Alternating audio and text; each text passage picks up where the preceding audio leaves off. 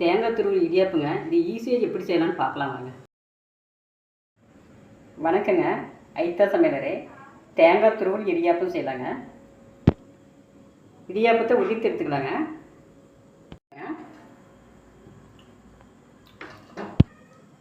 கடுகு போட்டுக்கலாங்க. வரமிளகாய் போட்டுக்கலாங்க.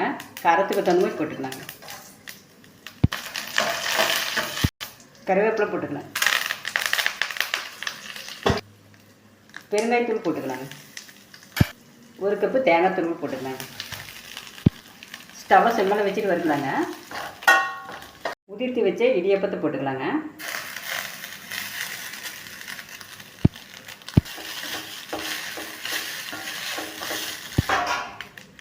தேவையான அளவு தூள் உப்பு போட்டுக்கலாங்க.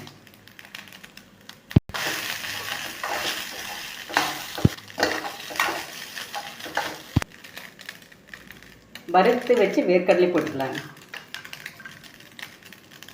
நல்லா கிளறிக்கலாங்க.